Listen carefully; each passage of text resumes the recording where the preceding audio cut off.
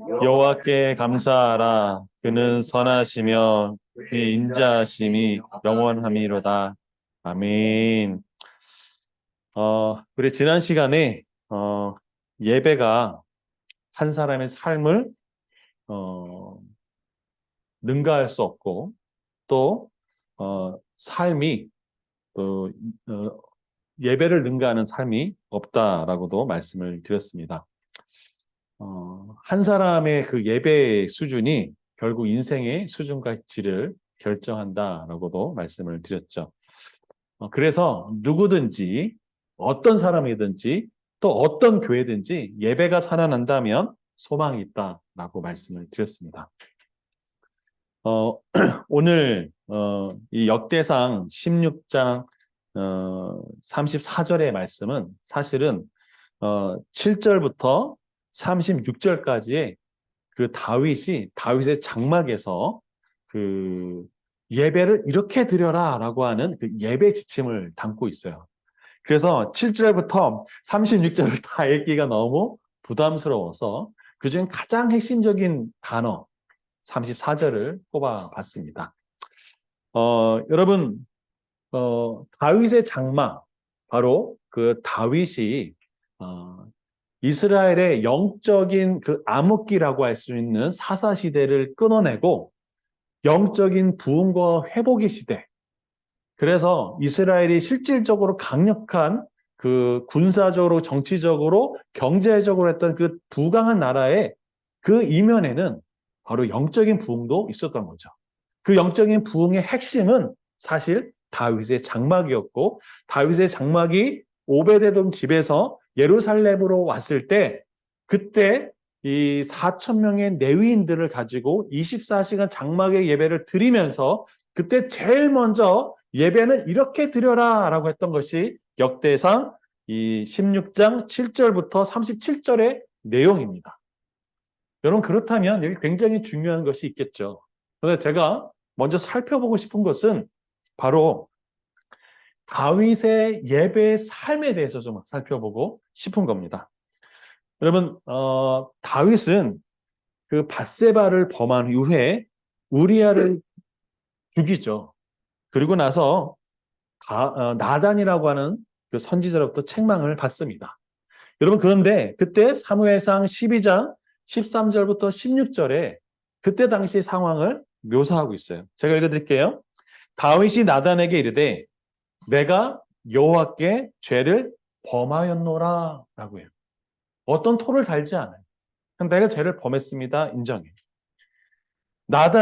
그랬더니 나단이 다윗에게 말했대 여호와께서도 당신의 죄를 사하셨나니 라고 얘기해요. 그러면서 당신이 죽지 아니하려니와 이 일로 말미암아 여호와의 원수가 크게 비방할 거리를 얻게 하였으니 당신이 낳은 아이가 반드시 죽으리라 라고 얘기해요. 그리고 나단이 집으로 돌아가자 우리의 아내가 다윗에게 낳은 아이를 여호와께 이제 치십니다. 그래서 알아요. 계속 심하게 앓습니다. 그때 다윗이 이 아이를 위해서 간절히 간구를 해요. 그래서 금식하고 방에 들어가서 밤새도록 땅에 엎드립니다. 여러분 며칠 했는지 아세요? 이 아이를 위해서 7일 동안 금식합니다. 걷기를 끊고 이 아이를 위해서 금식을 해요. 사무엘상 12장 18절을 보면 이 이야기가 그대로 나와요. 7일 동안 이 아이가 앓다가 결국 숨을 멎게 됩니다. 여러분, 그런데 이 다윗이 이 왕이라고 하는 체면에도 불구하고 그 자리에서 바로 하나님의 책망을 받고 그 자리에서 내가 죄를 지었다 고백합니다. 그리고 신하들이 어떠하든지 상관없이 그 7일 동안 그 아이를 위해서 금식하며 나갑니다. 저는 이 다윗의 모습을 보면서 그 다윗이 비록 죄를 범했지만 예배에는 실패하지 않았다라는 모습을 저는 깨닫게 됐어요. 근데 반면에 있던 사람, 바로 누구냐? 사울왕이었던 거죠. 여러분, 사울왕은 아말렉이라고 하는 민족을 전멸하라는 그 명령을 받죠. 그전에도 사무엘을 대신해서 제사를 지냈고 그 일 다시 한번 더 기회를 줬음에도 불구하고 이 아말렉을 진멸하지 않아요. 그래서 눈에 보기 좋게 좋은 것은 남겨두고 쓸데기 없고 별 볼일 없는 것들은 다 진멸해 버리죠. 그때 사무엘이 하나님의 말씀에 책망을 가지고 이야기했을 때 이 말씀에 사울이 어떻게 반응했는가? 저는 되게 충격을 먹었어요. 한번 찾아볼까요? 사무엘상 15장 30절에서 31절의 말씀입니다. 사무엘상 15장 30절에서 31절. 찾으셨나요? 같이 한번 읽어보겠습니다. 사무엘상 15장 30절에서 31절. 사울이 이르되 내가 범죄했을지라도 이제 청함나니 내 백성의 장로들 앞과 이스라엘 앞에서 나를 높이사 나와 함께 들어가서 내가 당신의 하나님 여호와께 경배하게 하소서 하더라. 이에 사무엘이 돌이켜 사울을 따라가매 사울이 여호와께 경배하니라. 여호와께 경배했대요. 여러분 이 예배가 참된 예배였을 거라고 보이시나요? 여러분 하나님 앞에 다윗처럼 죄를 다루기보다는 장로들 앞과 이스라엘 백성 앞에 왕의 체면이 더 중요했던 사람이 사울 아니었어요. 여러분 그의 경배의 모습은 참된 것이었나요? 여기 중요한 단어가 또 하나 있어요. 나의 하나님이 아니고 누구죠? 사무엘 당신의 하나님. 한 사람의 예배의 수준이 그의 삶입니다. 이 예배에 실패한 사울 왕은 결국 그의 인생도 실패자가 됩니다. 오늘 저는 그 이스라엘 영적 부흥을 일으켰던 그 다윗의 장막, 그리고 그 다윗의 삶, 그 예배자의 삶에서 그것을 농축해가지고 나온 단어가 오늘 역대상 16장 34절이라고 생각해요. 왜 그런지 좀 같이 나눠보고자 합니다. 여러분, 이 언약궤가 이제 사사시대에 이제 뺏기죠. 그러면서 언약궤는 계속 돌아다니고 있었습니다.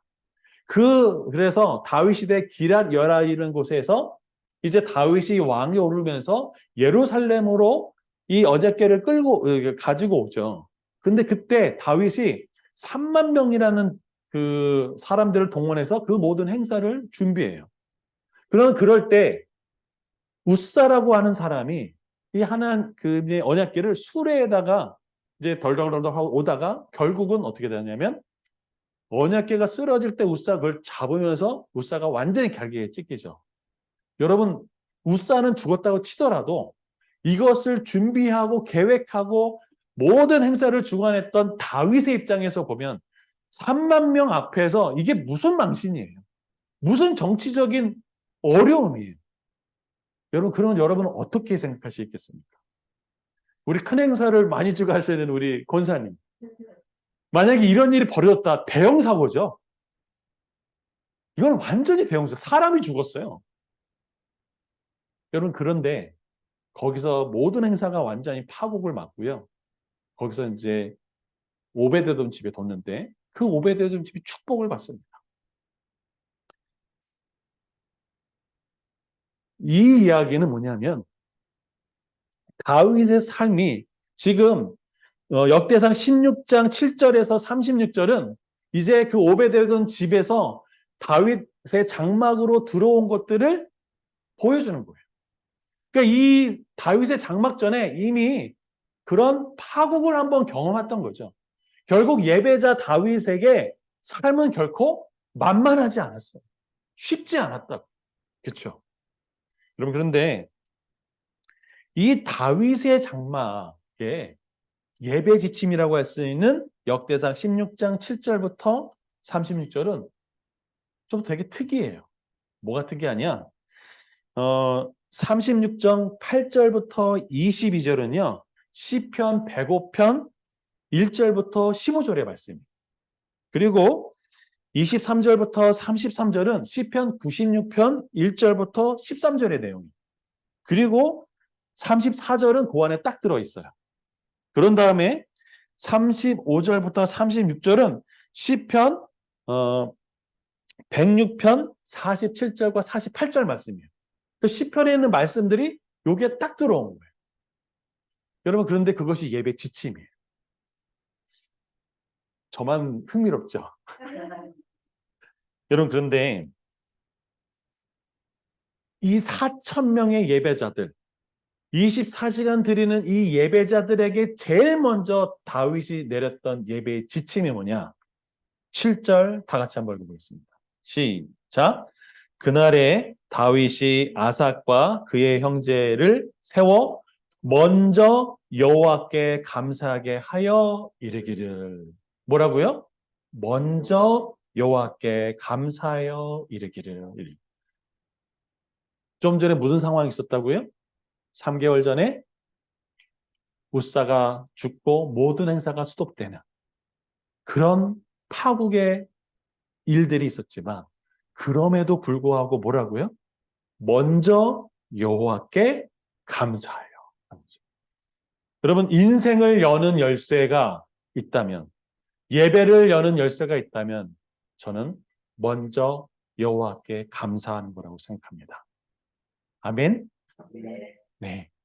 여러분, 그러면서 16절 34절에 여기에 다른 시편에 이게 붙여 있는데 그걸 연결해주는 그 34편이 뭐냐? 34절이 여호와께 감사하라.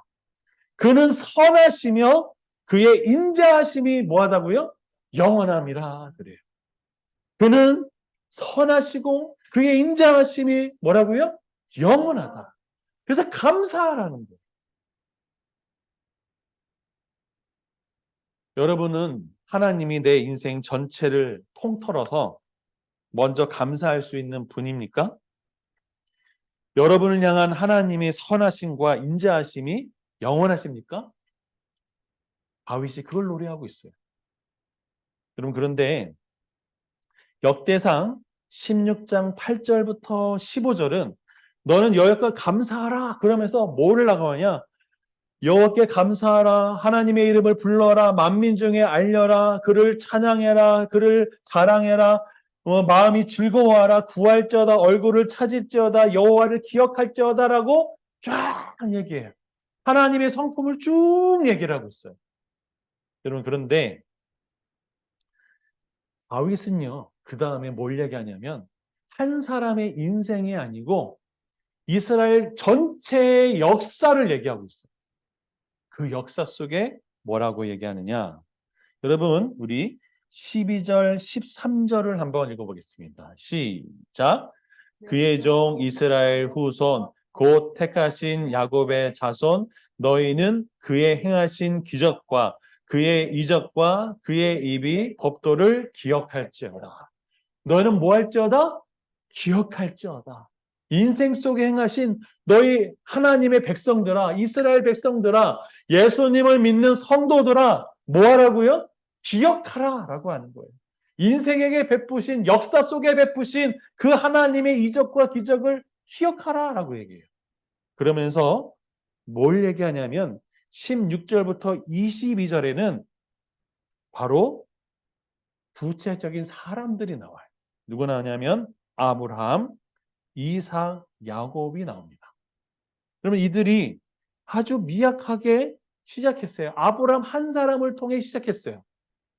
그리고 이삭과 야곱을 통해서 이야기를 전개되고 있는 것이 우리 창세기를 통해서 잘 알 수 있죠. 여러분, 그런데 18절에 보면 내가 가나안 땅을 내게 주어 너의 기업이 지경이 되게 하리라 하셨도다 라고 얘기해요. 이 하나님의 약속, 희미해 보이고 아무것도 없는 것 같은 그 약속, 눈에 보이지 않고 잡히지 않는 그 약속이 그들의 삶에 끈질기게도, 그리고 전혀 불가능해 보일 것 같은 이 자녀가 낳을 수 없는 상황이었던 그 사라와 이 아브라함의 몸에서도 그 모든 걸 뚫고 이삭과 야곱과 그의 세대들이 점점점 가고 있는 그 하나님의 언약의 불변을 보여주고 있어요. 근데 여러분, 그때 당시에 이들의 사람들은 어땠을까? 이렇게 얘기하고 있어요. 19절, 20절에 보면 이렇게 되어 있습니다. 그때에 너희 사람의 수가 적어서 보잘것이 없으며 그 땅에 객이 되어 이민족에게로 저민족에게로 이 나라에서 다른 백성에게로 뭐 했다고요? 유랑했대요. 떠돌이 인생이었던 것이죠. 그래 보잘것이 없대요. 그런데 그 보잘것이 없고 떠돌이 인생이었던 그 사람들을 향한 하나님의 신실하신 약속을 기억하라고 얘기하고 있는 거예요. 여러분 놀랍지 않으시나요? 여러분 그런데 그보다 더 중요한 얘기가 21절과 22절에 있어요. 같이 읽어볼까요? 시작.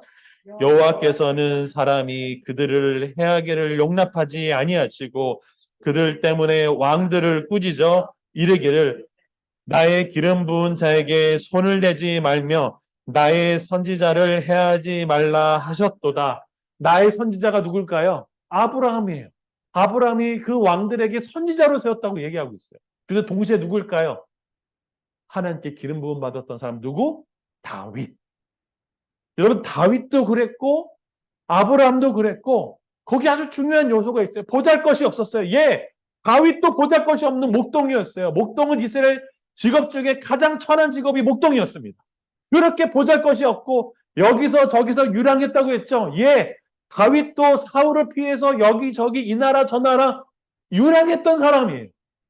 여러분 그런데 왕 하나님께서 뭐라고 했죠? 그들을 해하기를 용납하지 아니했습니다. 사울의 손에서 다윗을 보호하셨습니다. 왕들의 손에서 아브라함, 그 보잘것없는 아브라함도 보호하셨죠. 그리고 뭐라고 얘기하냐면 나의 기름 부은 자에게 손을 대지 말라. 나의 선지자를 해하지 말라라고 얘기했어요.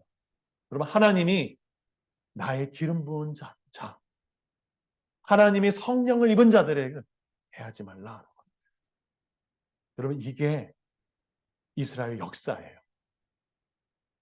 하나님이 여러분을 그렇게 사랑하십니다. 아멘.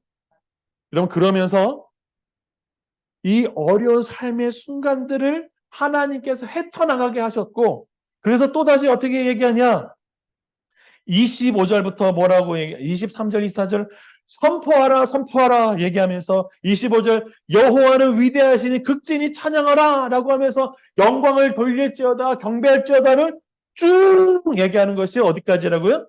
33절까지입니다. 놀랍지 않나요? 그러면서 우리 34절 같이 한번 읽어볼까요? 시작. 여호와께 감사하라. 그는 선하시며 그의 인자하심이 영원함이로다. 한 번 더 같이 말이 왜 이러나 말씀 읽어볼까요? 시작. 여호와께 감사하라. 그는 선하시며 그의 인자하심이 영원함이로다. 아멘. 다윗은 만만치 않은 삶을 살았어요. 그에게 수많은 인생의 우여곡절이 있었습니다. 그가 사울 왕에게 사위가 돼서 맞았던 그 딸은 아버지가 딸을 다른 데 시집 보내기도 했어요. 다윗은 여기저기 쫓기면서 다니기도 했어요. 미친 짓을 하면서 자기 목숨을 구걸하기도 했었습니다. 수많은 인생의 난관과 어려움이 있었다고요. 왕이 되고 나서도 그의 인생 속에 쉽지 않은 여러 가지 삶의 곡절이 있었어요. 여러분 그런데 뭐라고 얘기할까요? 그 다윗의 장막에 먼저 여호와께 뭐하라? 감사하라. 그는 선하시며 그의 인자하심이 영원합니다. 그러면 하나님이 그 다윗의 하나님이 그 보잘것없던 아브라함에게 했던 그 하나님이 저와 여러분의 하나님이십니다. 오늘 이 예배의 자리 저는 아무나 나올 수 있는 자리라고 생각하지 않습니다. 하나님이 여러분에게 꼭 필요한 말씀을 주셨다고 저는 생각합니다. 여러분 하나님은 선하십니다. 인자하십니다. 여러분의 인생을 지금 한번 돌이켜 보십시오. 저는 탄탄대로를 겪었고 아무런 인생의 우여곡절도 없었고 저의 인생은 늘 늘 햇살이 쨍쨍한 날만 있었다고 얘기할 수 있는 분이 있으시나요? 없어요. 누구나 다 어려움과 골짜기와 사막의 음침한 골짜기를 다닐 때가 있습니다. 근데 이스라엘 역사를 쭉 돌이켜 봤을 때, 다윗의 삶을 쭉 돌아봤을 때, 이 예배자들에게 먼저 여호와께 뭐하라? 감사하라.